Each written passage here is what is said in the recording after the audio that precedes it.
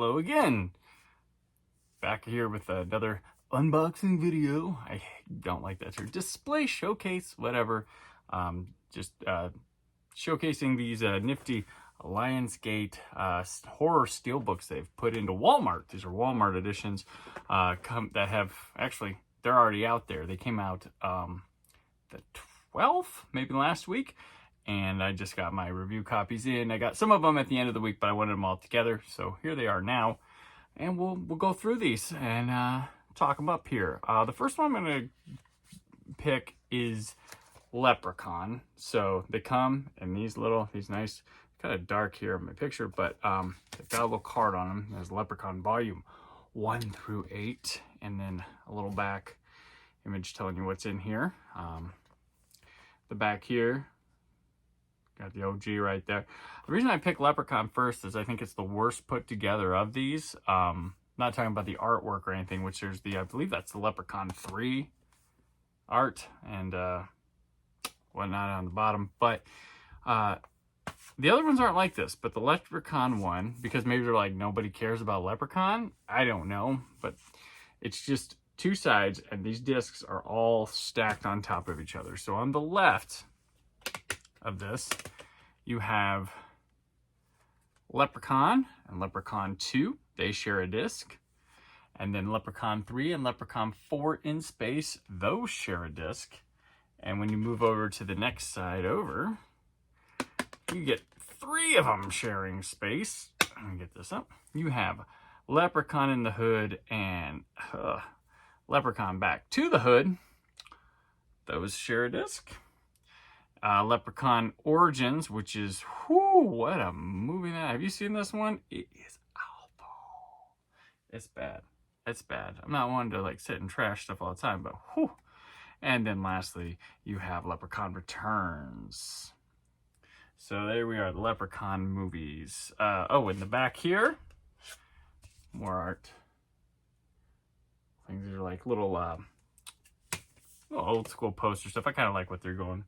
The aesthetic they're going through here. So Leprechaun movies. I think I did a Leprechaun retrospective back on my Naptown Nerd blog, which any of you've ever checked it out, it's naptownnerd.blogspot.com. But that hasn't been written on in like 10 or so years. So man, that's old me talking. And so proceed with caution. But Leprechaun, what do I like? I like the third one. I think that's the best one of these. I think 4 is pretty funny, and the Hood ones are kind of funny. 2 is kind of a snoozer. I remember doing the DVD of it back in the day when I worked in quality control, and the first one's fine. It's a cheesy little horror movie. But that's the Leprechaun Steelbooks here. Next up, you got the Blair Witch Project and Blair Witch. So not a complete series. It's the ones that are in Blu-ray. They've never put Blair Witch Book of Shadows on Blu-ray before. So here, right there, you've got the volume 1 and 2, and then the back. So, which, you know, forgetting about Book of Shadows, I know it's got its fans, but whew. So here are the discs here. Got some interestingly colored discs. Got the missing poster. That's fun. Blair Witch Project and Blair Witch. Do you guys like Blair Witch? I think it's fine. I don't think it's anything awful. It's a fun little follow-up. I would, you know, while I'm not a fan of Blair Witch 2 Book of Shadows, which I've given chances before, I do champion that it should have a disc on Blu-ray. It should get a Blu-ray upgrade with some bonus features talking about it. And I know it's housed at Lionsgate, so what are you waiting for? Oh wait, it's that time of year. What are you waiting for, huh? What are you waiting for? I know, I just did that. Okay. Anyway, moving on. Oh, yes. We're now moving to, let's see here. We're going to go to Rob Zombie's Firefly Trilogy. Here it is. Captain Spaulding and Company on the front. And then, you know, there's the little thing at the top, the back, and Sherry here on the reverse side. See, now, this is 3 discs, and they've treated it a lot better. So here we are. So you'll see how bad the Leprechaun one is as we get through here. There's a house of 1K corpses. The Devil's Rejects, which is probably the best of these three and one of Zombie's highlights of his career. And Trace from Hell. 3 of them. And behind it, you get Captain Spaulding and some written up stuff. It's a fun little set. So here we are. Put that back. So they continue with this. So 3 from Hell is on 4K Ultra HD. They have not upgraded House of 1,000 Corpses and Devil's Rejects, though. I imagine those are good sellers for Lionsgate. So I'm surprised those haven't been upgraded yet. But here we are. This is a fun way to own all 3 if you don't already. And then we get to Rob Zombie's Halloween and Halloween 2. Films that every single person agrees on, that just people talk about, like, yeah, we all felt this way, we all love, it's all great. No, just kidding. There he is. Oh, there's the back. That's from the poster from his first Halloween. There we are. These are both director's cuts in it, which I prefer. Here we go. Evil has a destiny. I prefer the theatrical cut of his Halloween. I just want to remind everybody, it says Rob Zombie's Halloween, not John Carpenter's on there. Just making that clear, because some people don't realize that. And I prefer the director's cut of Halloween 2. His Halloween 2, I'll say it, is one of my favorite Halloween movies, period. And you guys know that's like my bread and butter franchise. Halloween's my favorite film of all time. Oh, look, here we are. And I get so much out of his Halloween 2. But people have thrown food at me because I say that it's one of the best ones, but I like what I like. I have my reasons. I've written about it many times. I've talked about it on podcasts many times. But yeah, so here's his 2 Halloweens. So there's 5 Rob Zombie films that have been put in the Steelbook. So are you noticing how well kept they are? Now, here's a film with as many as the Leprechauns. I set the Saw Collection. This one is not complete. It doesn't have Spiral. With that. And there's one other thing that keeps it incomplete as well. I'll mention in a moment, because I'm upset about the way this has been handled. So here's the back. Oh, the pig mask. He got the back. There you are, Jigsaw and everything. Okay. So you remember how Leprechaun was. So this is 8 movies stacked up, right? Now Saw, 8 movies. Oh, but we kind of care about them. So here's Saw 1 and 2, and 3 and 4 and 5.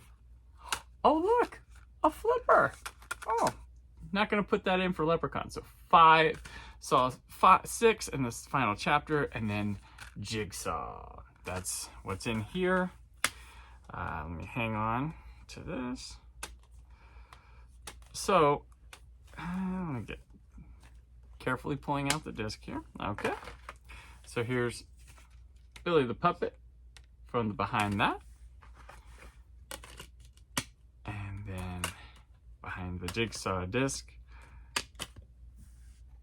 Live or die, make your choices. There you go.